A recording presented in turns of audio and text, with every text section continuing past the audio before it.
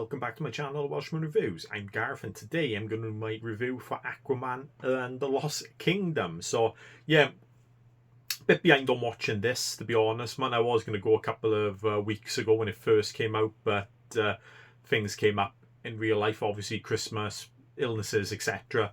It is, so I only got around to watching it this weekend, or yesterday to be precise. And so yeah, I thought I'd do my little review on it. So the movie is directed by James Wan. It also is written by him, David Leslie and Johnson, Goldrick, Jason Momoa as well for this. Bit of the story is, after finding the Black Trident from the Lost Kingdom, a possessed Black Manta seeks to destroy Aquaman and his kingdom. Aquaman, having to deal with life as a new father and king of Atlantis, has to forge an alliance with his brother Orm to find Manta and save his son and the world from the Lost Kingdom before the Lost Kingdom can be resurrected. So obviously, this does start Jason Momoa again as Aquaman. Amber Heard's back as well as Mira.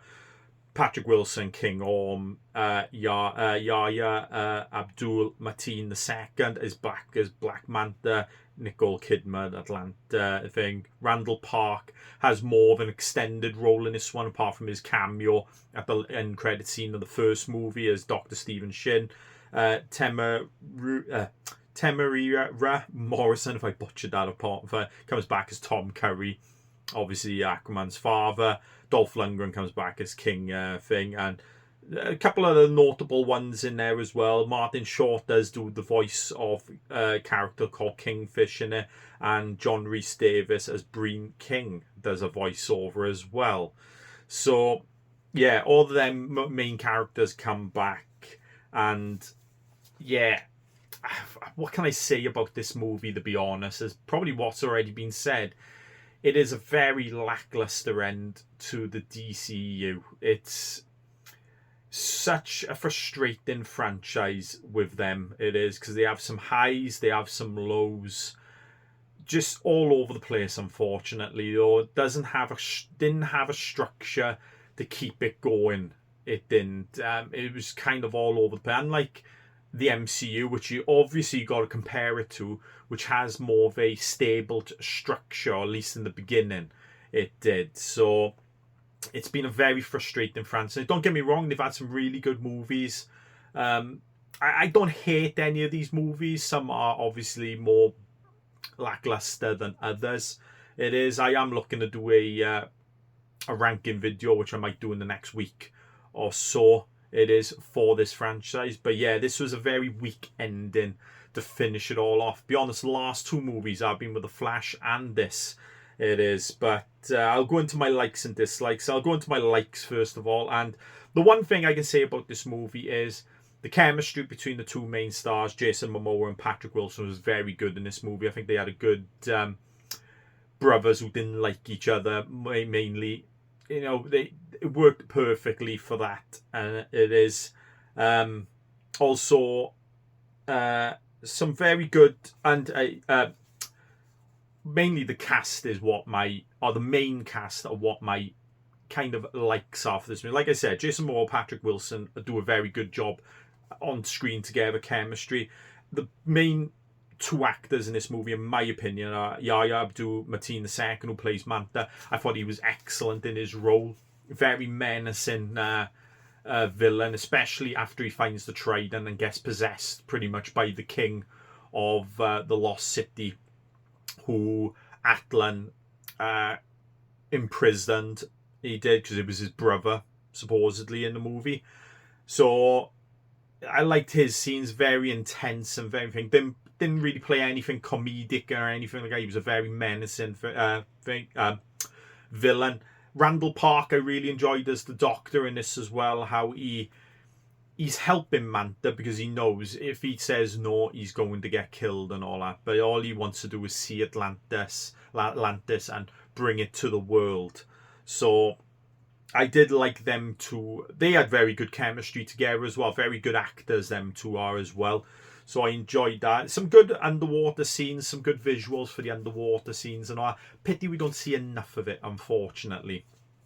We don't see enough in this movie. It ain't. Then we go on to my dislikes now. There's not many likes, unfortunately, dislikes. And one of them is the supporting cast.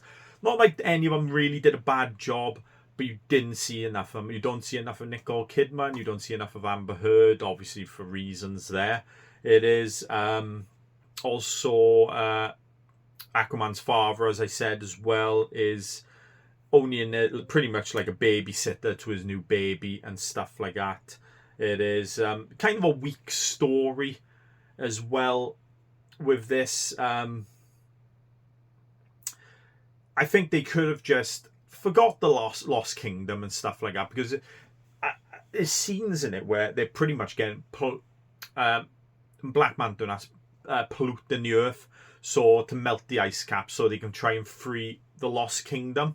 And you think that's like a global epidemic, really. So where are the rest of the Justice League, etc., and people like that? So it's like these movies like that, which have a big villain or a disaster level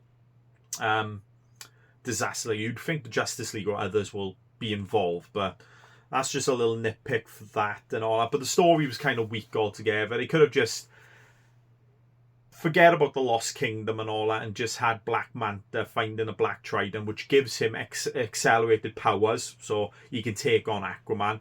It is, and have a fight that way instead of bringing the Lost Kingdom into it, because they kind of gloss over most of it for the Lost Kingdom. They do talk about it a tiny bit and all that in certain scenes, but not enough to make it a major story, in my opinion, and have a major villain. So they have that king of that thing. Really don't see much of it at all in this movie.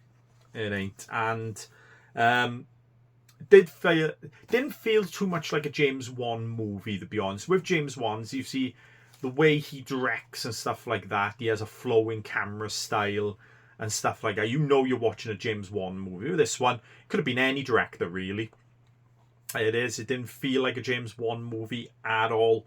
It is, and like I said, it was a very poor end to the series as well. It was, and yeah, there's not much else I can really say for it. Apart from a bit of a dislike as well is the music as well, because if you watch the first Aquaman, when they're in Atlantis, they have a certain music, like synthwave type music, and I wish they used that throughout the rest of the movie, because then they go into some like generic superhero music for the most part then, and it kind of like doesn't work for the movie. And I think if they use the synth music they use for the Aquaman underwater Atlantis scenes, it is throughout the whole movie, it'll be a lot better in my opinion. But yeah, that's pretty much my likes, my dislikes of this movie. Like I said, the main point I can really say for this was just a very poor end to a very frustrating DCEU franchise, to be honest.